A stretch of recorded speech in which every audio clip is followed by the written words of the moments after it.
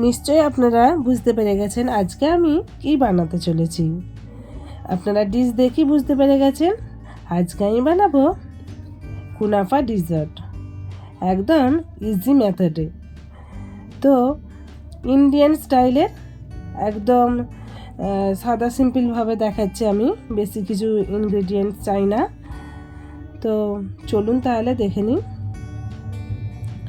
আর খেতে যেমন ডেলিশিয়াস, দেখতেও খুব সুন্দর, ইয়াম্মি লাগছে, মাশাআল্লাহ লুকটা খুব সুন্দর লাগছে। চলুন তাহলে। এখানে আমি এখানে সিমই নিয়েছি, একদম বিরিক, বাজার থেকে আপনারা ইজি পেয়ে যাবেন। এটাকে আমি ভেঙে নেব। দেখুন হাতে করে আমি ভেঙে নিচ্ছি খুব সুন্দর করে। এটা ছোট ছোট হয়ে গেছে। এরপরে আমি তারপরে কি করব দেখুন। এখানে আমি পাত্রে 1.5 কাপ পরিমাণ মতো পানি নিয়েছি। আর দেখুন এই পানিটা যখন হালকা ফুটে আসবে, বেশি নেব না, এটা সিরাপ বানাচ্ছি আমি। সিরাপ বানানোর জন্য এখানে আমি 1.5 কাপ পানি নিয়েছি আর আধা কাপ চিনি নিয়েছি। এটাকে আমি ভালোভাবে ফুটিয়ে নেব। চিনিটা গলে গেছে। এরপরে আমি অল্প পরিমাণে ইলাচি পাউডার দিয়ে দিলাম, দিয়ে আমি ওভেন অফ করে দিয়েছি। এরপর কড়াতে আমি 2 টেবিল স্পুন ঘি নিয়েছি। তারপরে দেখুন সিমইগুলো দিয়ে দিলাম। এরপর হালকা নয়, মিডিয়াম ভালোই ভেজে নেব, ফ্রাই করে নেব, একদম লাল লাল করে। দেখেই বুঝতে পারছেন আপনারা। এরপর আমি সিরাপটা দিয়ে দিলাম। দেখুন আমি সিরাপটা দিয়ে দিলাম।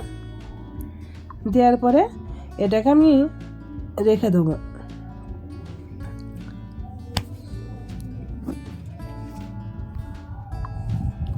দেখুন হয়ে গেছে। আমি 10 মিনিট রেখে দিয়েছিলাম চাপা দিয়ে। তারপরে একবার আমি উল্টে দিচ্ছি। দেখুন তারপরে অন্য একটা কড়াতে আমি দুধ নিলাম। দেখুন 3 কাপ দুধ নেবো এখানে, দেখতেই পাচ্ছেন আপনারা। আপনারা বাড়িতে অবশ্যই বানাবেন, খুব সুন্দর টেস্টি হয়, ইয়াম্মি হয়, বাড়ির সবাই পছন্দ করবে। আমাদের বাড়িতে তো সবাই পছন্দ করছে ভীষণ, মুখে দিলেই গলে যাবে। তারপর এখানে আমি 3 টেবিল স্পুন কর্নফ্লাওয়ার নিচ্ছি, দিয়ে 4 টেবিল স্পুন আমি দুধ দিয়ে ভালো করে এটাকে গুলে নেব।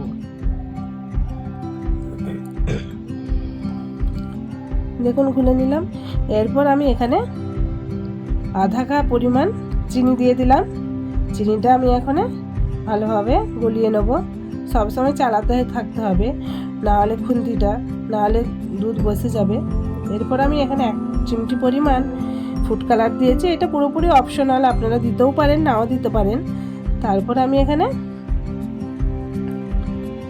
কনডেন্স মিল্ক না, এটা হচ্ছে কর্নফ্লাওয়ার যেটা গুলে রেখেছিলাম, ওইটা দিয়ে দিলাম। তারপরে ইলাচি পাউডার। আমি ওভেন অফ করে দিলাম। এখানে দেখুন সিমইটা কত সুন্দর ঝরঝরে হয়ে গেছে, মাশাআল্লাহ। এরপর আমি সাজাবো। দেখুন এখানে আমি একটা পাত্র নিয়েছি। এই সিমইটাকে আমি দুবারে আমি সাজাবো। আধা পরিমাণ সিমই আমি এখানে দিয়ে দিচ্ছি। দেওয়ার পরে একটা দিয়ে চামচ দিয়ে ভালো করে ট্যাপ মতো করে দিলাম।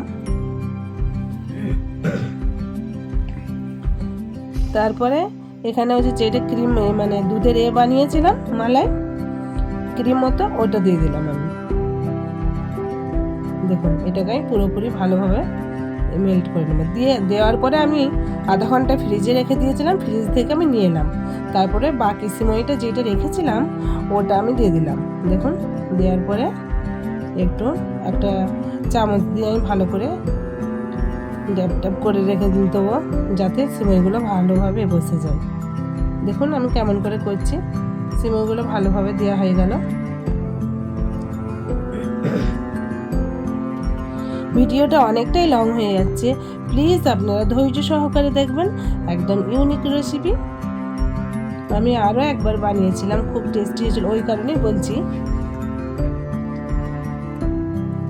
ওই জন্যই বলছি আপনাদেরকে। দেখুন এরপর আমি এখানে অল্প পরিমাণে নারকেলের গুঁড়া দিচ্ছি। মানে সৌন্দর্যের জন্য আর টেস্টের জন্য দিচ্ছি আমি গুঁড়া দুধ। এখানে গুঁড়ো দুধটা দিচ্ছি কেন, কারণ হচ্ছে খুব সুন্দর সুস্বাদু হয়, খেতে টেস্টি হয়, ওই জন্য আমি গুঁড়ো দুধটা দিলাম। অপশনাল, আপনারা দিতেও পারেন নাও দিতে পারেন। তারপরে ড্রাই ফ্রুটস দিয়ে দিলাম। দেখুন, প্লিজ ভিডিওটা প্রথম থেকে শেষ পর্যন্ত আপনারা ধৈর্য সহকারে দেখবেন। ভিডিওটা ভালো লাগলে লাইক কমেন্ট শেয়ার করে পাশে থাকবেন। আর রেসিপিটা যদি ভালো লাগে অবশ্যই বাড়িতে ট্রাই করে দেখতে পারেন। একবার দেখবেন মুখে লেগে থাকার মতো রেসিপি, খুব সুন্দর লাগে। অনেক রকমের তো আপনার ডিজার্ট বানিয়েছেন, এইরকম এই সিময়ের এই ডিজার্টটা বানাবেন তো খুব সুন্দর লাগবে। দেখুন আমার সাজানো প্রায় ডেকোরেশন আমার কমপ্লিট হয়ে গেছে। মাশাআল্লাহ কত সুন্দর লাগছে, ইয়াম্মি ডেলিশিয়াস।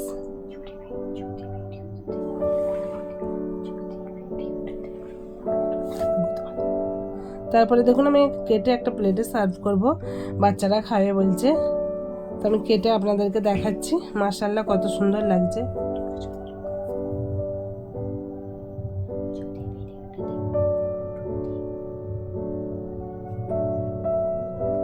দেখুন খুব সুন্দর লাগছে। আবারও আপনারা আমাকে দেখতে পাবেন অন্য যে কোনো রেসিপি নিয়ে নেক্সট ভিডিওতে। আজকে তাহলে এই পর্যন্ত। আপনারা ভালো থাকবেন, সুস্থ থাকবেন। আল্লাহ হাফিজ।